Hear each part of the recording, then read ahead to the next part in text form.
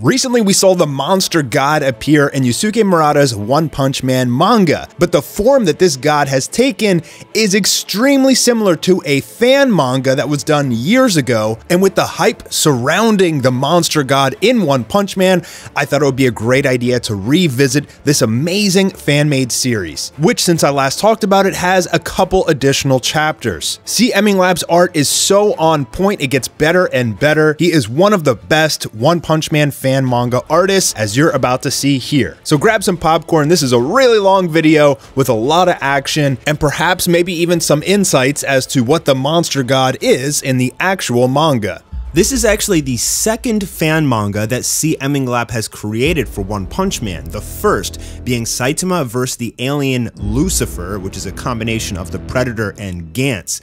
C. Eminglab started drawing his fan manga in 2016, so only over the last few years, and his skill has increased so quickly that many fans have believed that this fan manga is actually authentic. He is a humble celebrator of Yusuke Murata's work, Murata even liking his work on Twitter and giving approval. He said that it takes him about 2 months to do a chapter, even though he has a full-time job, which is very impressive.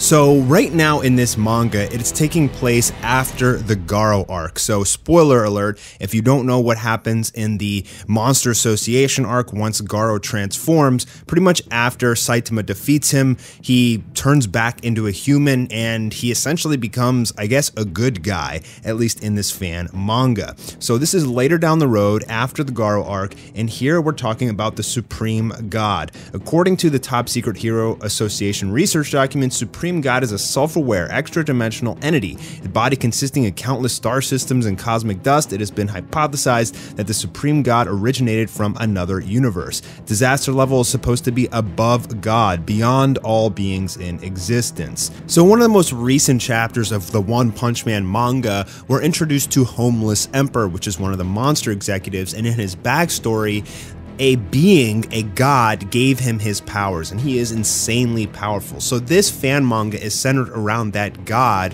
that was shown in both the webcomic and the actual manga. And what C. Eminglab has done is he has really expanded on this character. Just a glimpse of a character we got a tiny cameo of in both the webcomic and the manga.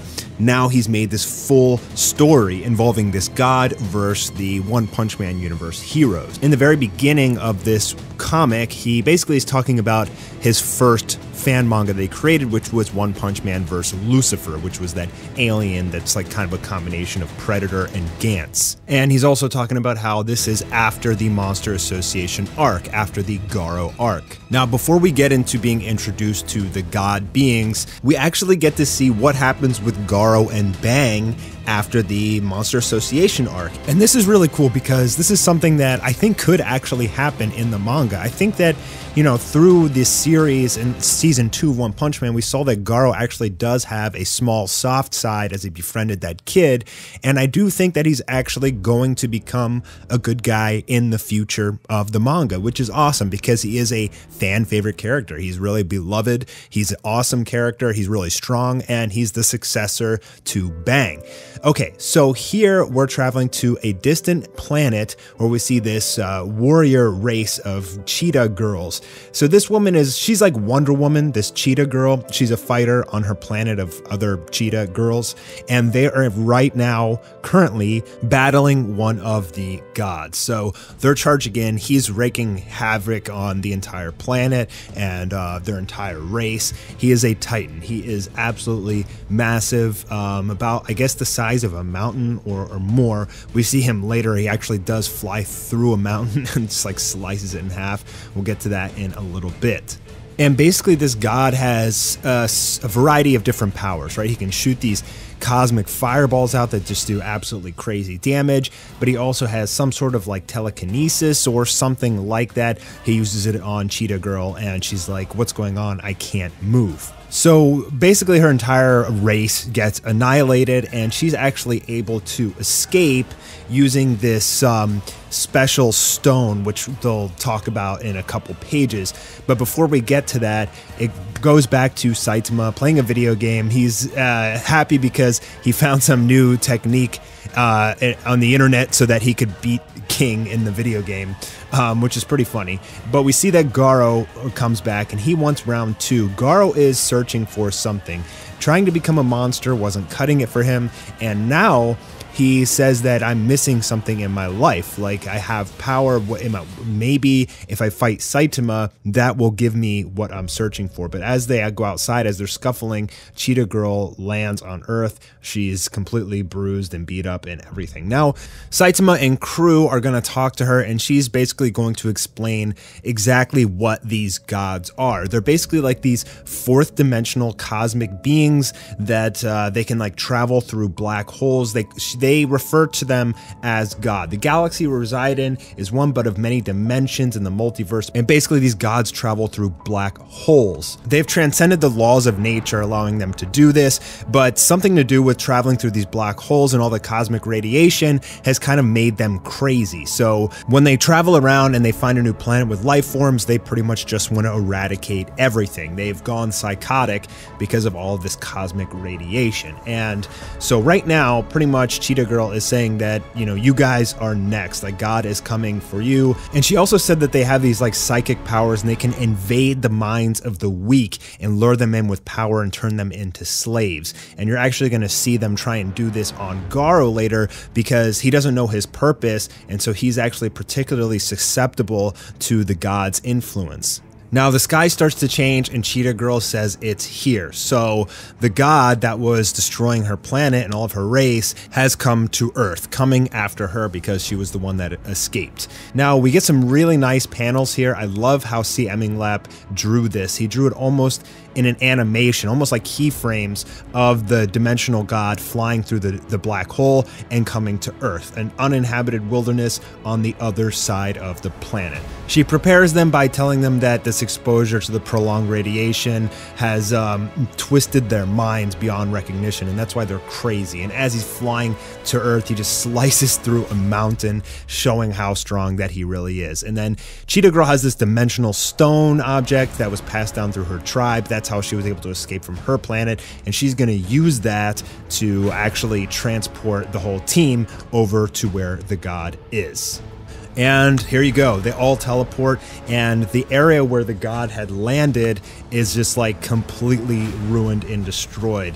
I mean, look at this art, guys. Isn't this just completely fantastic? Just watching this, sometimes you forget that this is just an amateur, or at least he considers himself one, fan artist. So the god is coming, and it looks like Garo is the first one who just jumps straight up using flowing water, smashing rock fist, throwing out his, you know, array of punches at this giant god just flowing toward him. But he's like, it's fast, and it just zooms right past him. So Genos steps up, busts out his all brand new equipment, which he has just acquired after the Monster Association arc. They talked about that a little bit in the beginning, and he shoots out this massive nuke. So as Genos has this giant like blast flying towards the god, his own blast opens up and the god's blast cuts through it and starts flying right towards Genos. He's in danger, he's about to die. There is a massive, massive explosion that goes off. You can even see it from space. The destruction is so large, but we see that Saitama actually intervened and saved Genos, but the god is heading right for them. The god swings at them with this massive fist, so Saitama just like smacks Genos away to save him, and Saitama actually gets smacked into a mountain. Awesome sense of scale from this imagery here. Genos is like, "Sensei," you know, but the god is coming after Genos now with another one of these hand maneuvers where he just kind of digs his hand into the ground and swipes. And this one is so massive that it literally raises the surface of the earth up into the ground. Beautiful, stunning panel here. Shows an unbelievable sense of scale and detail. And that swipe has just broken Genos up into hundreds of pieces.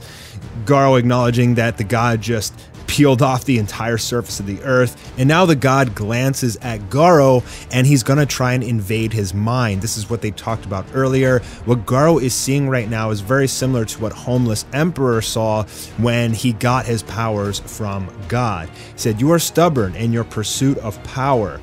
humans are such greedy beings. So these gods actually know a lot about the universe. Like, they're fourth dimensional beings, but they seem to be all knowing. And he's telling Garo that I can grant you incredible power, but you must use that power to kill every human on the earth. So he's talking about now and showing some images of the different characters that he's given power to. That's Vaccine Man from the first episode of One Punch Man. I don't know why they're showing that. I mean, was God the one that gave him the power? He said, I'll make you the strongest in the universe except for God. And, you know, Garo's saying, no way. But I'm interested, you know, what would have happened if this was during the Monster Association arc? I still think Garo has a sense of pride and he wouldn't have taken the power, but at the end of the battle between Saitama and Garo, he pretty much like loses that pride. He'll do anything to get enough power to beat Saitama. So I think there may have been one point in time when Garo would have taken his power, but obviously he's like, no way, not today, I'll defeat you.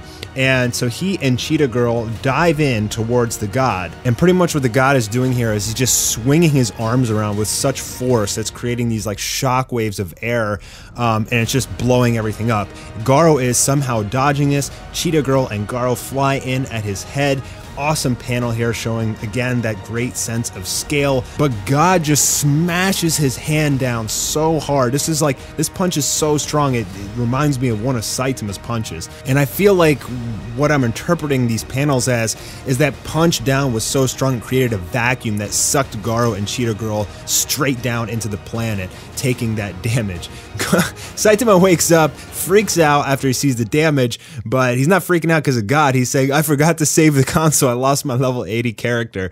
Here we go. One Punch Man, who had earlier got smacked into a mountain, launches himself towards the god. So as he's flying towards the god being puts his hand out, starts shooting these cosmic fireballs. You can see Saitama there, like somehow air dodging all of these things, and he slides out right in front of the god, who is just gigantic. And you don't mess with Saitama's video games because he says, give me back my level 80 character, throwing a punch that knocks the god up all the way into the air. And it looks like the god blocked this without taking any damage, really, besides the fact that he's airborne now. Beautiful. Again, I know I can't say there's enough sense of scale. That's how you show a giant in art form. And Saitama gets ready to launch himself, flying up. Awesome panel here, great perspective shot as the god's head begins to open and it charges up this just crazy cosmic laser beam of destruction that shoots right at Saitama. And Saitama is just flying through this energy beam like it's nothing, and he uses a killer move, Serious Punch, nailing the god straight down into the earth, which just creates an explosion so big it takes up about a good 20% of Earth, and he walks away. Destruction everywhere. Awesome shot there. I especially love the shot of like the Earth showing that damage move outwards. It's like if the camera is out in space and it's panning out more and more. Cheetah Girl can't even believe it, and Saitama says, are you guys okay? I accidentally used too much strength just now. And she said, I'm fine, but then the god arises from the crater that Saitama had just put him into. Although he's not in complete shape, he has a big chunk of his head blown off and he's like smoking. So the god being survives Saitama's punch. He's not the first person ever or being ever to survive Saitama's punch, but very, very few life forms have been able to. Boros, Garo, and now this god. He's really, really angry and starts shooting this slew of fireballs down at Saitama. And this blast that he shoots at Saitama is so catastrophic that it literally erases like 1/4 of all of planet Earth. There is just this giant pie slice cut out of Earth, and Saitama is sent all the way down beneath the Earth's crust, pretty close to the core. The temperature is insanely hot, but you know, it's Saitama, he's pretty much invincible. His clothes are ripped off and he's pretty much shirtless, and right now the god is giving an explanation about the universe. So when I talked to C. Eminglap, the author of this fan manga, he said that he loves the idea of space exploration and all the possibilities that go with it. So what this god is saying is that fourth dimensional beings can't beat him, third dimensional beings can't beat him, but there is even gods, even fifth, sixth, and seventh dimensional beings, when their powers are incomprehensible. So right now what he's going to do is a disintegration technique, which he calls Judgment. And he shoots this laser beam sort of thing into the sky, into the atmosphere. And right now what he's doing is he's Thanos snapping. We get these stunning, beautiful shots of the Earth and this great sense of scale and all of this detail. And then we go over to Fubuki, and we're going to see some of the other S-rank heroes as well. And pretty much Blizzard is sitting there and she's like, I got this really bad feeling like something is going to happen. And pretty much what happens is everybody just starts evaporating. Just like the Thanos snap, even Earth's strongest heroes, all the strongest S-rank heroes are gone, starting with Tatsumaki, then Fubuki starts to turn into dust, and pretty much as it goes on, all of the S-rank heroes, King, Zombie Man, everybody just starts disintegrating. We even get a nice little shot of Blast, and he says, you're gonna take this old dog's life, there's not enough sake. So I don't think he's ever been implied to be as a drunk in the actual anime, but that's how C. Eminglap wants to portray him. Now, Garo, Cheetah Girl, Genos, and Saitama were not evaporated, so I don't know if he disintegrated all the other life forms or half the life forms or what, but it seems like for sure all of the S-rank heroes are done. Garo devises a plan. Cheetah Girl still has that dimensional stone that was passed down through her generations, and Garo says, I'll distract him, use that stone, and maybe you can defeat the god. So Garo launches this gigantic boulder up at God, who just raises his hand and literally just shatters that boulder into pieces. With that, Garo just dashes in at light speed, showing his bravado as he comes in with his God Slayer fist. This is a technique that he created in his battle with Saitama. Actually, he first developed it against Tatsumaki. This is after he transformed into awakened Garo. But Garo is frozen in place. He thought his attack punched a hole in the god's head, but it didn't. It's just that his head is opening up to shoot out that cosmic laser beam that he shot at Saitama earlier. And Garo is paralyzed because of the god's ability. He thinks in his head, I can break out of it with willpower, and at the last second he's able to break out and dodge that mega nuke that the god just shot at him, now landing at some rocks, reaching up towards the god, and the god uses an ability called Fourth Dimensional Time Stop. He has literally stopped time, saying this time you won't be able to run. But Saitama, now down deep in the Earth's crust, prepares to launch himself up through the crust back onto the Earth's surface. He charges up and launches, creating an explosion. And now we're going to go back to Garo, who is just tattered and beaten and bloody and a complete mess at this point. Beautiful art here from C. Eminglap, really mimicking Yusuke Murata's style. Right now, the god is like, you have blood endlessly pouring from your wounds, and Garo stands up, and he's pretty much talking smack, and he's saying that no matter what, Saitama is still stronger than you, no matter how strong you are. And that was the diversion that they needed. Now Cheetah Girl can use that dimensional stone to try and send the god to the abyss. Great panel here of Garo showing that martial arts as he moves his hands around and prepares Cross-Fang God Slayer fist, just unleashing a fury of attacks onto God, who is visibly angry at this point, saying, you damn insects. Somehow the guy was able to survive. He's able to heal himself, and he's saying, you really think that mere stone could destroy me? Things like space and time are my dominion. And he goes on this very lengthy explanation here about how space and time works and the different dimensions.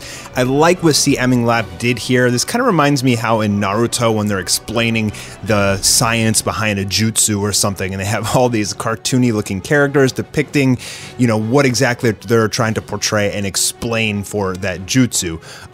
Pretty much what he's saying is that lesser beings can't perceive those of a higher dimension, but us higher beings can perceive everything in your dimension. So he talks about this for a while here, and I'm going to kind of actually cut through a little bit because it's a lot of explanation.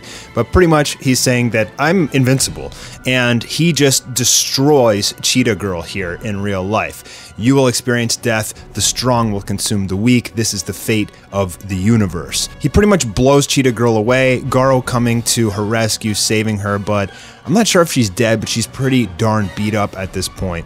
And Garo asks the god, what is the reason for all of this destruction? Like, why are you even doing all of this?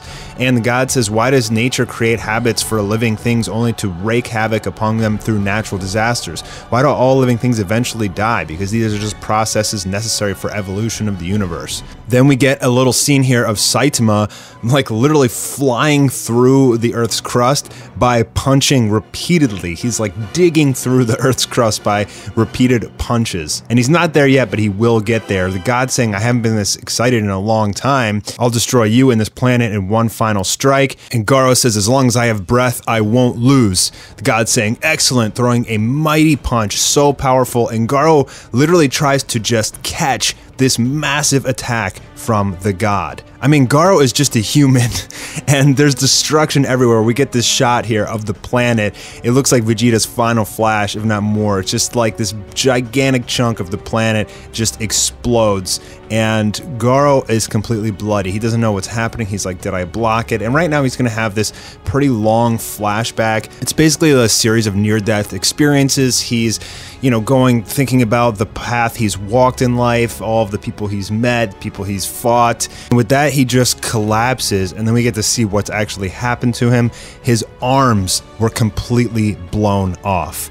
And Garo, I believe he's dead. I think that's the end for Garo. It's a pretty valiant way to go out. There's a little image of that dimensional stone still there on the ground, and then this explosion erupts from the ground, and that's our boy, One Punch Man, shirtless and pissed off. He's ready to take on this god.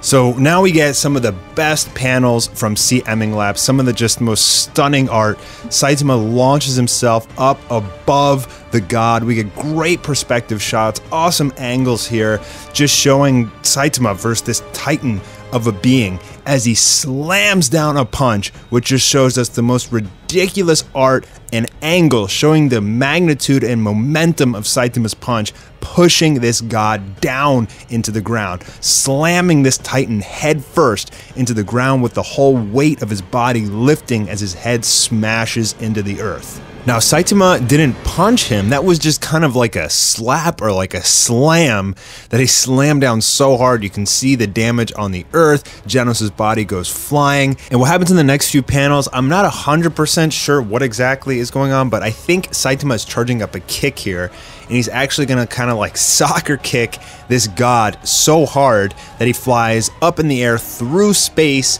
and into a planet.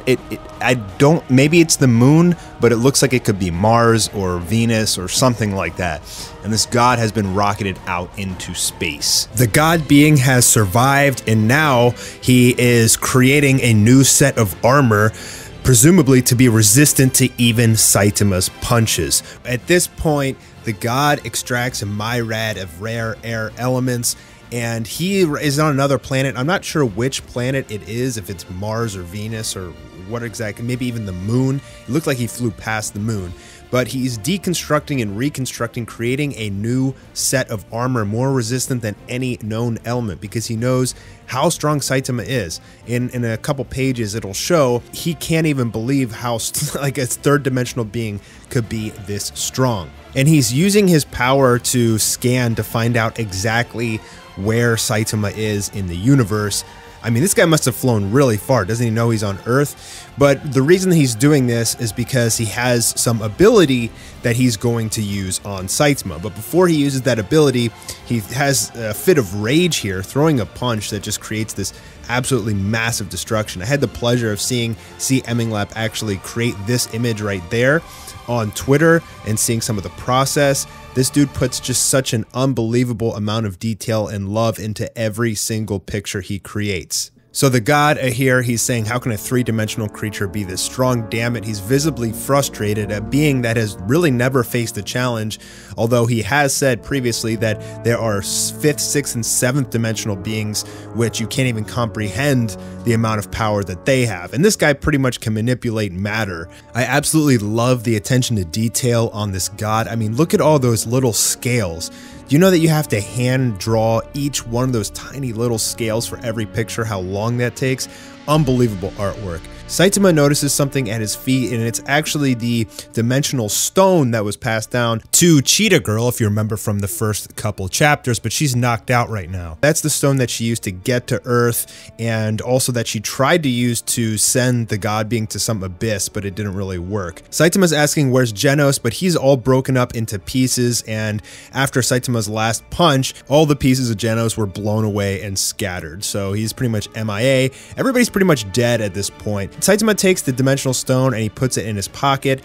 We don't really see it anymore for the rest of the chapters, but I think that he's going to put it to use later on. He's saying that he threw the god out into space. Maybe that was a little bit careless. And then he says, this feeling. So right now what the god being is doing is he's using some of his dimensional magic, whatever you want to call it, an ability of his that he can literally find someone. Remember, he was trying to find out the exact location of Saitama, kind of like how Goku searches ki for his instantaneous movement. This god being is looking for the energy of Saitama, and when he finds him, he uses this ability to literally transfer him through space-time to the exact point that the god is. And right here you see the ground shaking, everything's rumbling, you see some particles from space, and then there's a crater where Saitama was, and he literally, it looks like in the blink of an eye there was an explosion of light.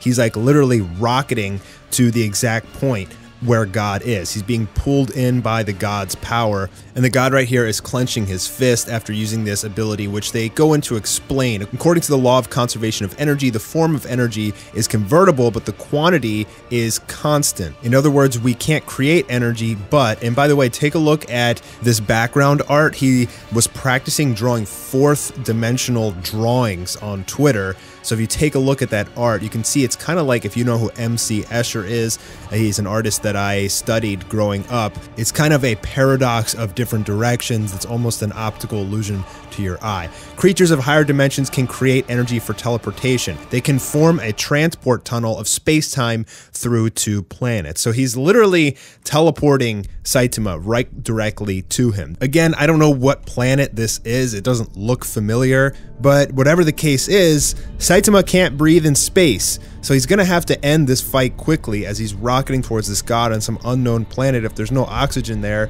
You remember what happened in Saitama's fight versus Boros. He was on the moon, he's holding his nose.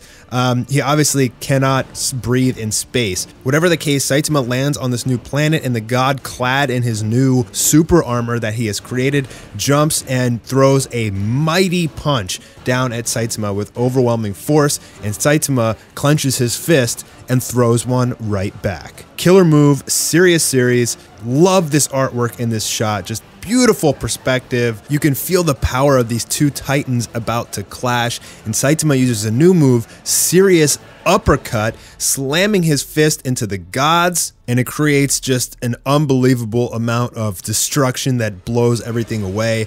This shot looks like it's blowing up half the planet. That's a great shot. There's so much detail. You don't really know what happens here, and it actually kind of fades out, and we don't know the conclusion to that fight yet. So what we're going to do is go back to Genos. He's in pieces. He's on Earth after the battle. He's one of the only remaining survivors on Earth, and Genos notices something in the distance coming towards him.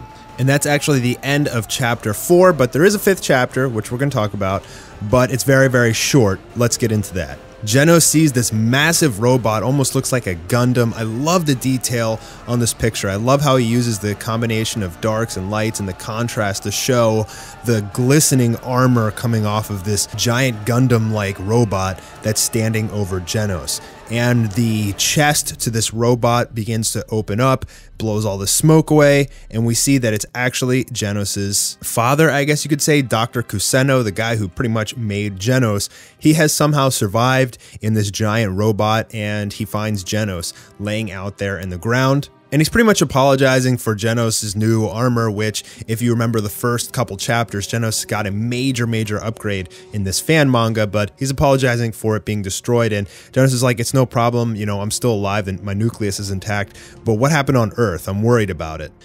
Dr. Kuseno says Earth received many strong vibrations, so I used my new developed machine to analyze it, and after that I could not find any human signals. How is that possible? Well, that's because the god used what he called judgment and Thanos snaps. We saw all of the S-rank heroes literally just turn into dust, literally exactly like Thanos.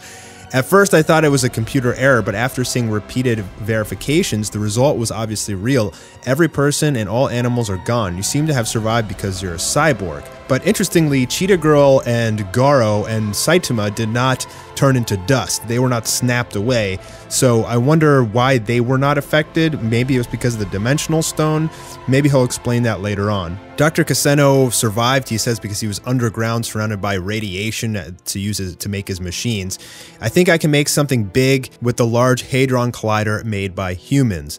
And Genos is saying there is nothing wrong that you can't undo. So it zooms out and you can see that surrounding this planet or dimension or wherever the heck they're fighting, it literally like exploded an entire planet or something. There's just cosmic dust expanding over the universe.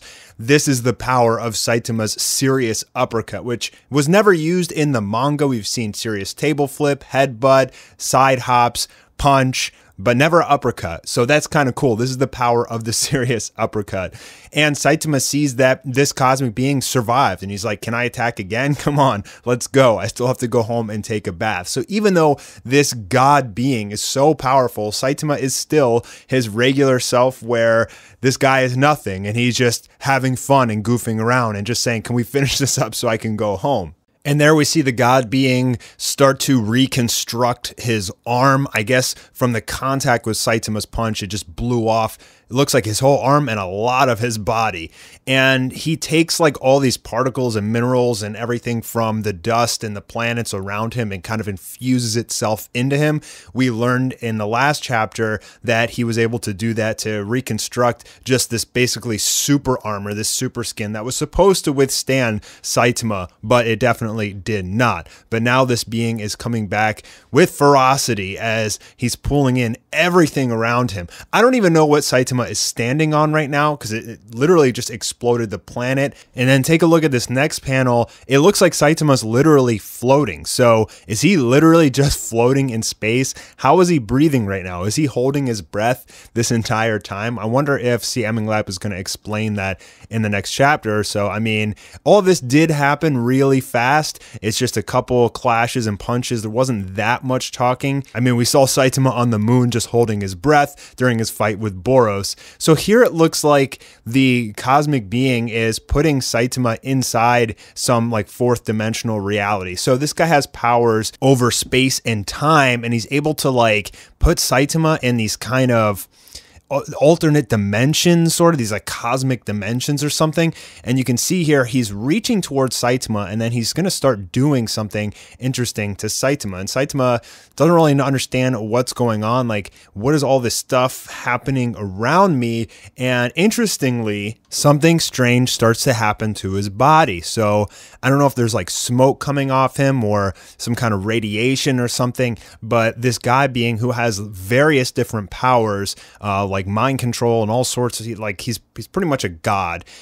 So what he's doing here is he's reverting Saitama back to her earlier form. And this is supposed to kill any normal mortal, but for Saitama instead, what it's doing is reverting him back to a previous age, and he's getting his hair back, presumably getting weaker again. Even his clothes start to form around his body. So remember, this god being has control over space and time. So this is right up his alley for something that he could do under his spectrum of abilities. And this is the same track uniform and haircut from One Punch Man Road to Hero. If you ever saw that special where Saitama first gets his hero suit, this is his exact hairstyle and outfit from that special. So that was pretty cool throwback there. Saitama taking a look at his hand, seeing that he's kind of reverting back a few years, probably, I guess, 3 years or so. And the being is saying in this fourth dimensional place, time will go backwards. So that's what he's doing to Saitama. And he's saying strange or normal biological death should be instant here, but this, I see. So I didn't really understand that panel. Like, what did he see? Like, what did he understand from that? Anyways, what we're going to have here is a flashback of Saitama playing Tetris with King. And this is going to basically give him the idea to get out of his old form where he's not as powerful. I got to be honest, I didn't really like this part, like the flashback. was just kind of a weak way of giving Saitama an idea for what to do. So he's sitting there with King playing Tetris, and he says, "Finally, I learned some tips, but the most important thing is to be fast enough. The faster, the better, although I can make some mistakes. This is the key to break the game." So he's getting an idea that what he needs to do to get out of this fourth dimensional space and his previous age, where he's weaker, I guess, is to go faster. And he acknowledges that speed is everything. Well, what about power, Saitama? You're the most powerful being in the whole universe. So there he gets his idea that what he needs to do is plant himself down kind of like in a sprinter stance and get ready to launch himself at turbo speed. An entire idea brought by the concept of playing Tetris with King. I don't know, I thought like CMing Lab does a really, really good job with the backstory and playing true to the characters and Murata and One and everything, but I don't know, I felt that was a little bit weak, but I digress because it's about to get really cool. And there he goes, he blasts off, and I love the art here done by CMing Lab, showing the circles of dust and everything as he darts through. You can really feel the speed from that launch. And what CMing Lab's going to do here, I love this about his art and his storyboarding, is the way that he emphasizes and shows speed. He's not afraid to use multiple panels in succession just to really give the viewer that feeling of speed. And as you see here, as he's darting through this fourth dimension, all of these blocks, whatever the heck they are, just erase in an instant. And what it says here is that Saitama has passed light speed. In an instant, Saitama exceeded the speed of light and broke through time and space. Now, CMing Lab, when I talked to him on Twitter, he said that he wanted to incorporate the science behind the universe and the cosmos and things like that. And one of the aspects of the speed of light is that apparently, from what I understand from physics teachers and professors, is that if you were able to travel faster than the speed of light and catch a ray of light way out there in the distance, you'd essentially be able to look back in time. Like if a ray of light shot out from Earth and you caught up to it, it could see back to like the 1800s. I don't know the whole science behind that, but I think this is kind of what CMing Lab is going for there. So Saitama darts faster than the speed of light, and then he slows down, he catches his grip on the ground and prepares for the final attack. He throws out consecutive normal punches, absolutely destroying the cosmic being, as we always see from Saitama's consecutive normal punch. I don't think anybody has really survived that except Boros, and we saw what it did to him. It literally exploded his entire body. These punches from Saitama are doing so much damage that it literally is just exploding the entire fourth dimension all around this god.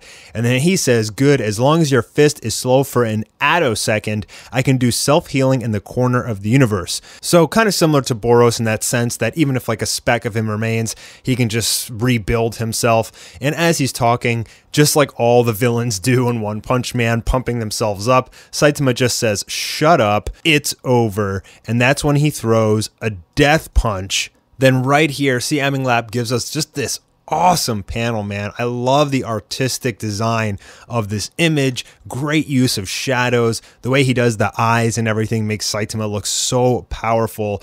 And it's kind of confusing. Like, I'm not 100% sure what this is. It looks like half of Saitama's arm is getting blown off, but I don't think that's what it's supposed to be.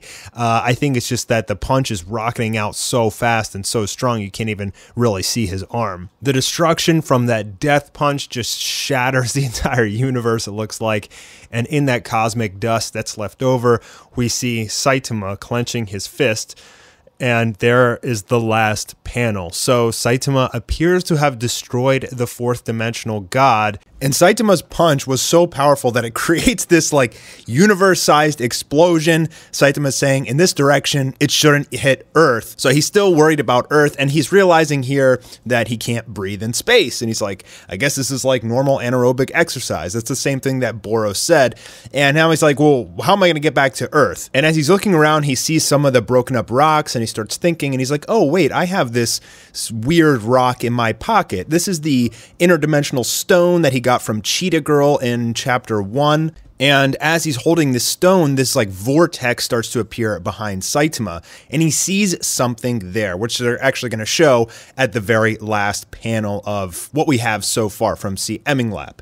So now we're going to get some backstory into basically like the creation of the universe, the Big Bang and all that. In the beginning of the universe, everything was dark. There was just like this cube of dark matter energy 15 billion years ago. So this is C. Eminglap's interpretation for the prototype of the universe, what the universe looked like before the Big Bang, and some being injected antimatter into it, creating basically the Big Bang. And I absolutely love what C. Eminglap is doing here with this, because he told me personally that he really wanted to explore the nature of the universe, the creation of the universe, and any kind of beings that may have created it in the first place, which is why this whole thing has centered around these fourth dimensional god creatures. And as the story goes, he's explaining, you can even see the like DNA strands forming there over a very long period of time. It created life, and it started to create planets and people who would push themselves to go beyond even their own genetic form. So he shows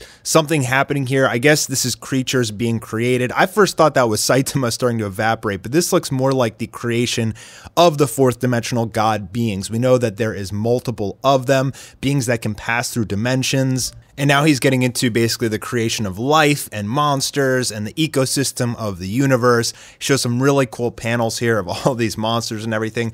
Because of the limitations of the flesh, creatures must rely on sensors to live, such as sight, touch, and motivation. And I just want to say how much I appreciate the artwork here out of C. Eminglap. I mean, some of these pages really look like Murata. You can even see back there, you have the version of Garo from the one webcomic. He has serialized this, which is really cool. And then he goes on to say some creatures are unwilling to be, I guess, just normal life forms, and they force themselves to maximize their potential abilities, showing Boros here, an awesome shot of him. The purpose is to get rid of the shackles of the body, to have more strength and freedom, and it shows Boros. So what about Saitama? Is that a cue to Saitama as well? But what about those other creatures that are not in the category of biological? They're showing the fourth dimensional god beings. They are like sons of the creator of the universe or something like that. What brought them into the universe? And to them, everything is as insignificant as dust. What brought... When something happens in the universe, he will intervene. He is always watching. And for the final panel, we see the actual creator of the universe. So in the very early chapters, the being that is fighting Saitama had talked about that even if you defeated him as a fourth dimensional being, there are fifth, sixth, and seventh dimensional beings that it will be impossible for Saitama to even remotely think of fighting. And that's what this thing appears to be, maybe a seventh dimensional being. He resides outside of the universe.